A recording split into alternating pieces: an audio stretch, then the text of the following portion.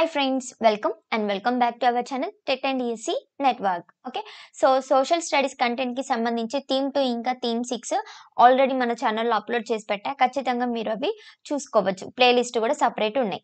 So theme 1 కి సంబంధించి 6th class ఇంకా 7th క్లాస్ లో ఉన్న లెసన్స్ అన్ని కూడా కంప్లీట్ అయినాయి. ఇప్పుడు వచ్చేసి 8th క్లాస్ లోని లెసన్స్ చూద్దాం. సో 8th క్లాస్ లో థీమ్ 1 కి సంబంధించి టోటల్ 6 లెసన్స్ ఉన్నాయి. ఓకేనా?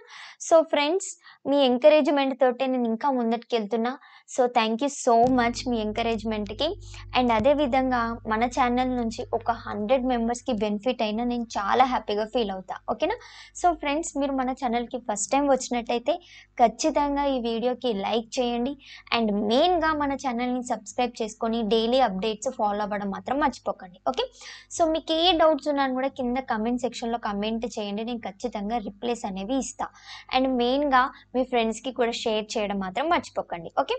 సో 8th క్లాస్లో ఉన్న థీమ్ 1 కి సంబంధించి ఫస్ట్ లెసన్ ఏంటి అంటే reading and analysis of maps. So maps అనేవి మనకి ఏ విధంగా ఎవాల్వ్ అయినాయి, మ్యాప్స్ ఏ విధంగా ఎవరు డిజైన్ చేసిండ్రు, ఫస్ట్ ఎర్లియస్ట్ వరల్డ్ మ్యాప్స్ ఏంటి, అండ్ మ్యాప్స్కి ఇంకో ఫోటోగ్రాఫ్కి డిఫరెన్స్ ఏంటి, ఇవన్నిటి గురించి కూడా మనకి ఈ లెసన్లో కవర్ అవుతాయి. సో ఖచ్చితంగా వీడియోని స్కిప్ చేయకుండా ఎండ్ వరకు చూస్తేనే మీకు ప్రతి ఒక్క పాయింట్ అన్నీ కూడా కవర్ అవుతాయి. అండ్ అదేవిధంగా నేను ఏవైతే ఇంపార్టెంట్ పాయింట్స్ డిస్ప్లే చేస్తున్నానో ఆ పాయింట్స్ అన్నీ కూడా మీరు నోట్ చేసుకొని ఒకసారి వీడియో చూసినాక మళ్ళీ ఒకసారి ఆ పాయింట్స్ అన్ని రివైజ్ చేశారనుకోండి, మీకు చాలా ఈజీగా రివిజన్ అవుతుంది వన్ టైమ్. అండ్ అదేవిధంగా గుర్తు కూడా ఉంటుంది. ఓకే? సో ఫోటోగ్రాఫ్ లాగా మ్యాప్స్ అనేవి మనకి రియల్ ఫీచర్స్ అనేవి చూపించవు. అండ్ జియోగ్రఫర్స్ మ్యాప్స్లో మనకి ఏం చూపిస్తారు అంటే ఒక ప్లేస్లోని ఇంపార్టెంట్ ఇన్ఫర్మేషన్ అనేది మనకి జియోగ్రఫర్స్ మ్యాప్లో చూపిస్తారు. లైక్ ఏంటివంటే టైప్స్ ఆఫ్ సాయిల్, ఏ ఏరియాలో ఏ టైప్ ఆఫ్ సాయిల్ అనేది ఉంది అని చెప్పేసి మనకి మెన్షన్ చేస్తారు. అండ్ ఏ ఏరియాలో ఎంత పాపులేషన్ ఉందని చెప్పేసి కూడా మనము మ్యాప్స్లో తెలుసుకోవచ్చు. అండ్ ఏ క్రాప్స్ ఏ ఏరియాలో గ్రో అవుతాయి అని కూడా మనం మ్యాప్స్లో తెలుసుకోవచ్చు. అవునా? అండ్ అదేవిధంగా మ్యాప్ మేకర్స్ కొన్ని ఈ ఫీచర్స్ కూడా వదిలేస్తారు. లైక్ ఏంటిదంటే ట్రీస్ కానీ ఇండివిజువల్ హౌసెస్ కానీ ఇట్లాంటి కొన్ని ఫీచర్స్ని మ్యాప్ మేకర్స్ వదిలేస్తారు. మనకి ఫోటోగ్రాఫ్లో చూపించినట్టుగా ప్రతి ఒక్క హౌస్ కానీ ప్రతి ఒక్క ట్రీ కానీ మనము మ్యాప్లో చూపించలేము. ఓకే? అండ్ అదేవిధంగా మనకి మ్యాప్ అనేది ఒక మోడల్, ఒక ప్లేస్ యొక్క మోడల్ అని చెప్పేసి అని అంటాం. ఓకేనా? ఆ ప్లేస్లోని ఇంపార్టెంట్ ఫీచర్స్ అన్నీ కూడా మనము మ్యాప్లో అనేది చూపించవచ్చు. ఓకే?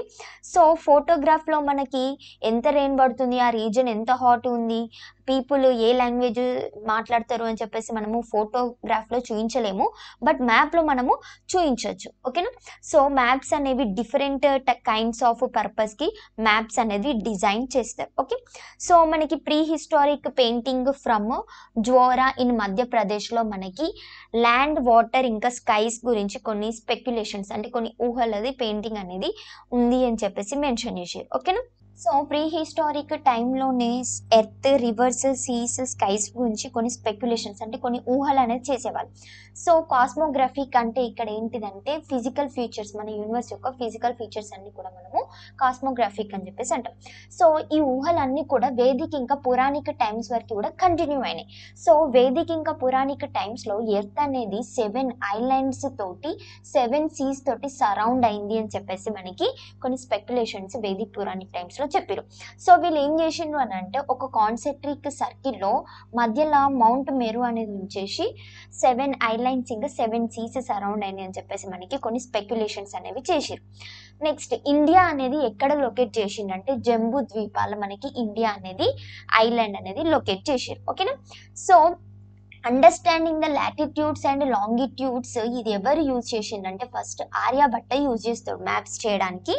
లాటిట్యూడ్స్ ఇంకా లాంగిట్యూడ్స్ ఫస్ట్ యూజ్ చేసింది ఎవరు అని అంటే ఆర్యభట్ట. సో ఒక లొకేషన్ని కరెక్ట్ ప్లేస్లో ఫిక్స్ చేయడానికి మనకి లాటిట్యూడ్స్, లాంగిట్యూడ్స్ అనేది చాలా హెల్ప్ అవుతాయి అని చెప్పేసి ఎవరు చెప్తారు? ఆర్యభట్ట చెప్తాడు.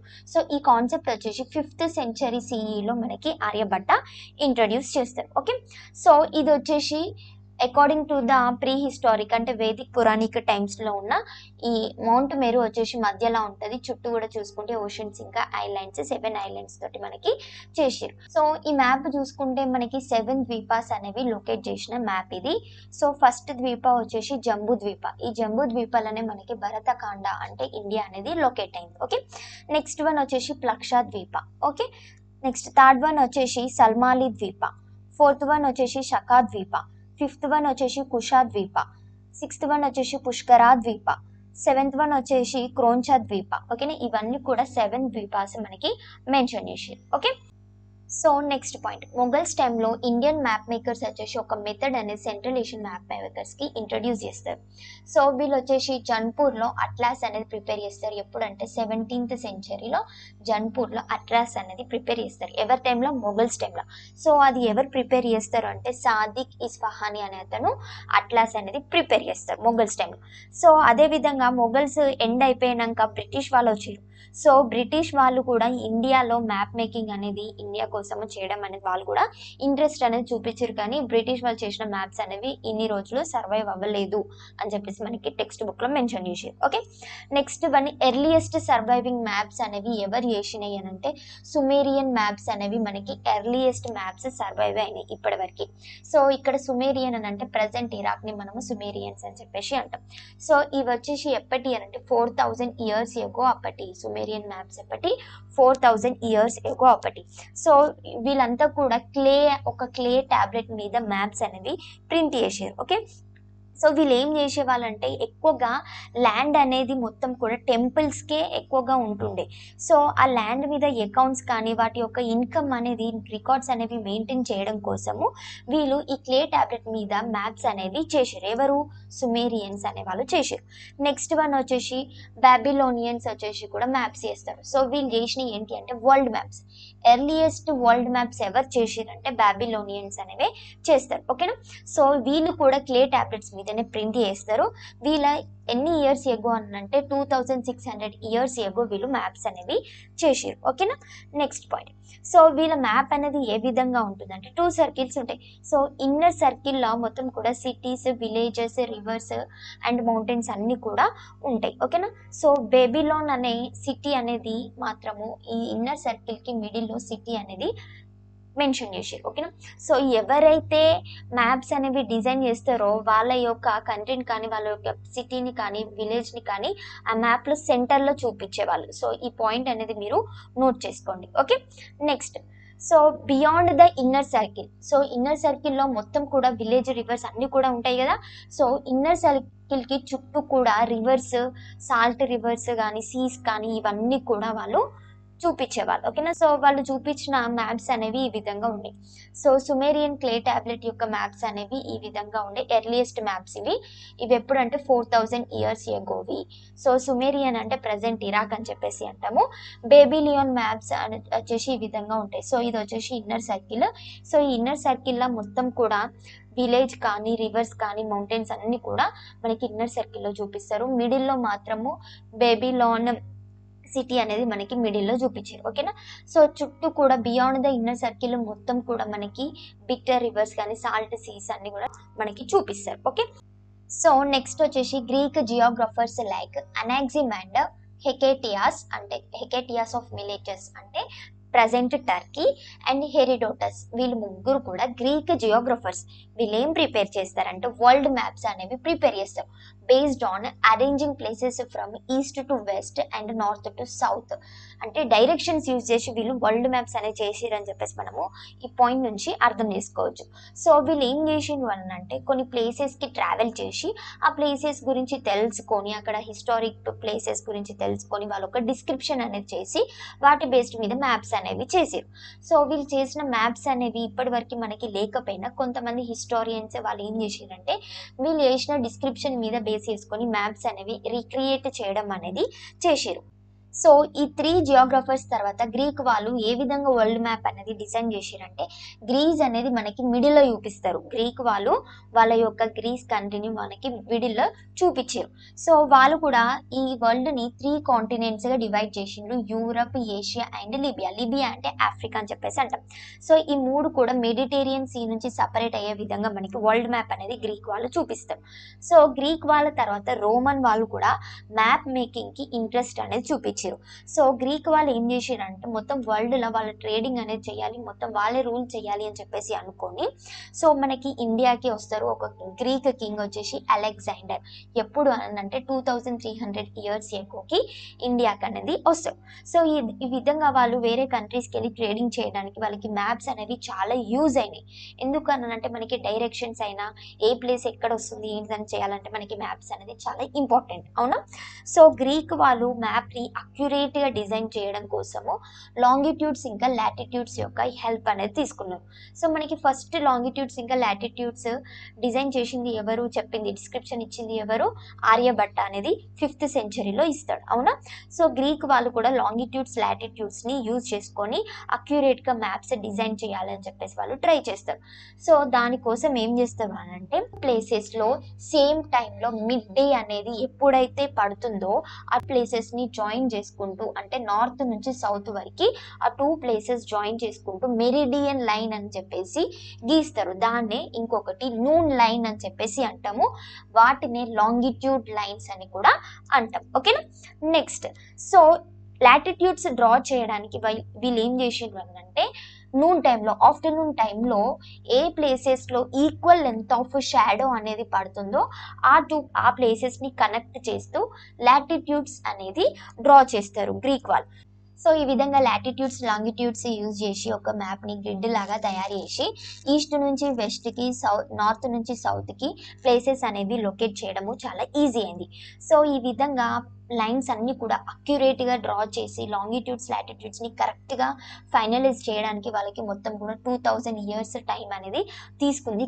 సో ఈ విధంగా మ్యాప్స్ అనేవి ట్రావెల్ చేయడానికి ఏ ప్లేస్ ఏ డైరెక్షన్లో ఉంది, డెస్టినేషన్ ఏంటిది, ఏ డైరెక్షన్ వెళ్ళాలి అని చెప్పేసి మ్యాప్స్ అనేవి చాలా యూజ్ అయినాయి. అండ్ అదేవిధంగా కొంతమంది సేలర్స్ ఇన్ రిటర్న్లో వచ్చేటప్పుడు ఆ ప్లేస్ యొక్క డీటెయిల్ ఇన్ఫర్మేషన్ మ్యాప్ మేకర్స్కి ఇచ్చేవాళ్ళు.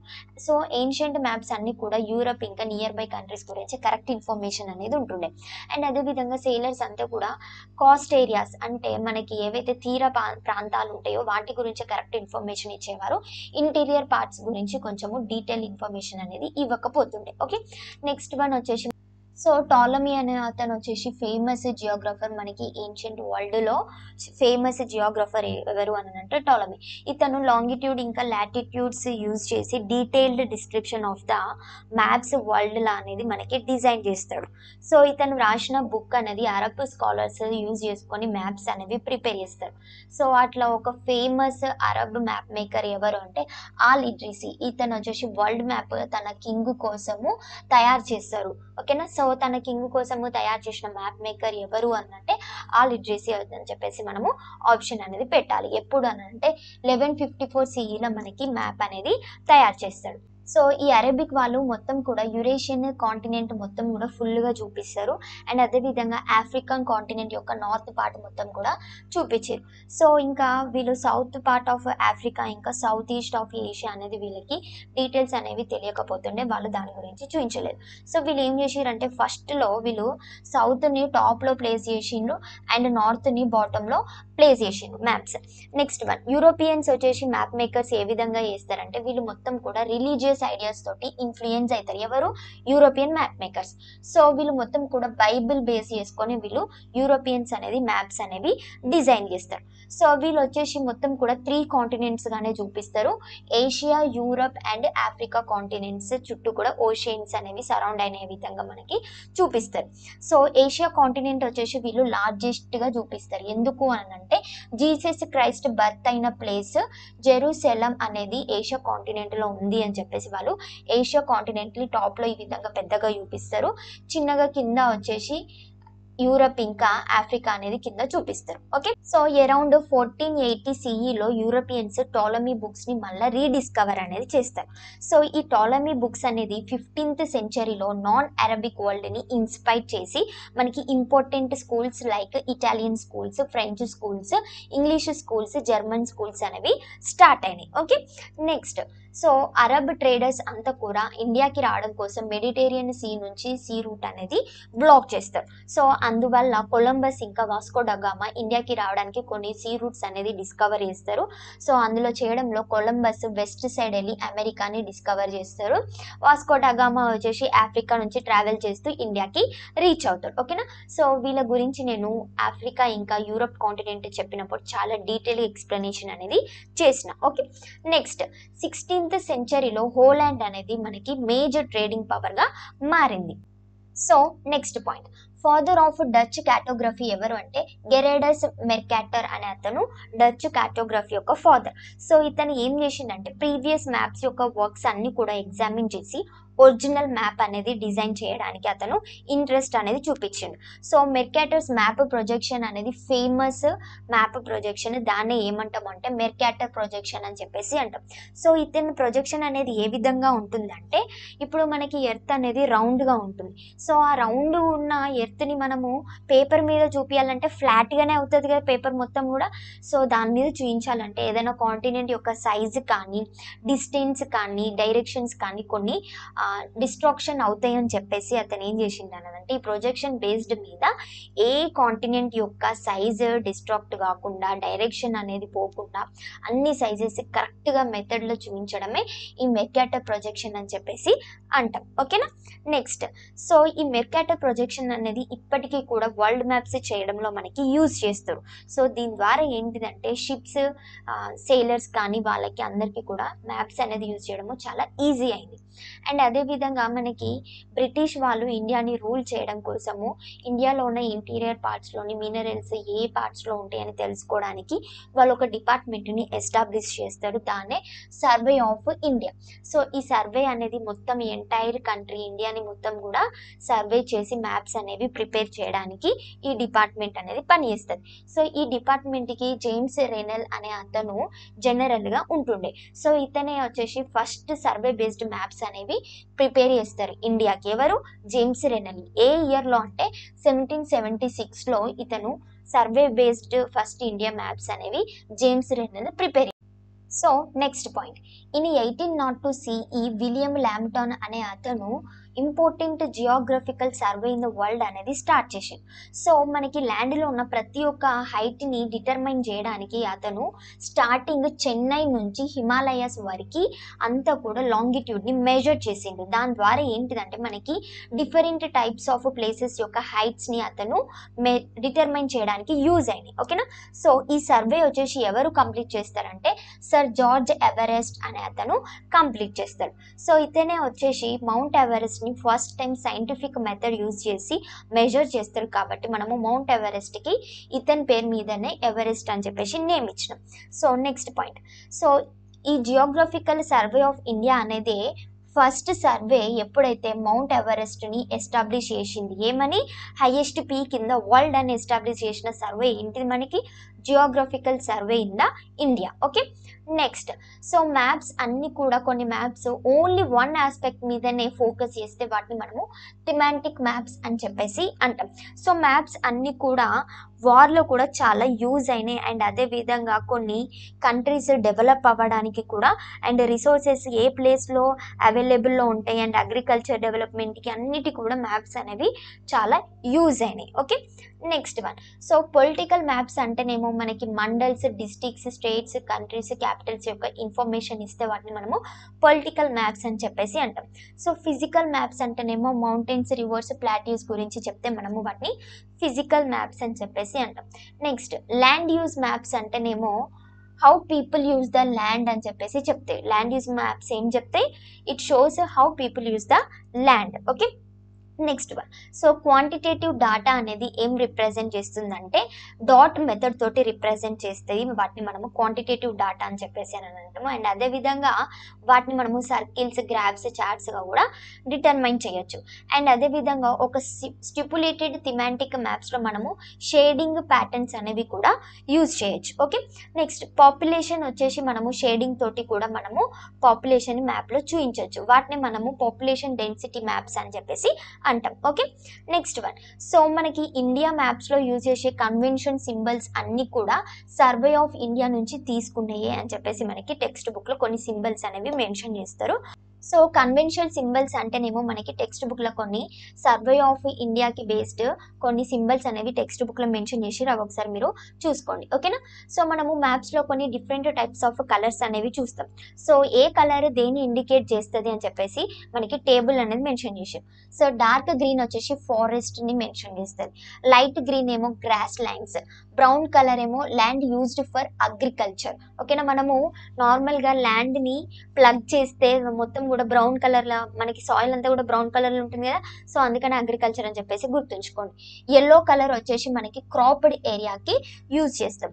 అండ్ నెక్స్ట్ డార్క్ గ్రే వచ్చేసి మౌంటైన్స్కి యూజ్ చేస్తాం, లైట్ గ్రే ఏమో హిల్స్కి యూజ్ చేస్తాం. నెక్స్ట్ ఇక్కడ ఎల్లో 2 టైప్స్ ఇచ్చిండు. ఇక్కడ వచ్చేసి ఎల్లో టోపోగ్రాఫికల్ మ్యాప్స్లో యూజ్ చేసే ఎల్లో ఏమో క్రాప్డ్ ఏరియాకి, నెక్స్ట్ నార్మల్గా ఎల్లో కలర్ వచ్చేసి ప్లాట్యూ కానీ స్వామ్స్కి కానీ యూజ్ చేస్తాం. లైట్ రెడ్ కలర్ వచ్చేసి వేస్ట్ ల్యాండ్కి యూజ్ చేస్తాము. లైట్ బ్లూ వచ్చేసి ట్యాంక్స్, రివర్స్, కెనల్స్, వెల్స్కి లైట్ బ్లూ అనేది యూజ్ చేస్తాము.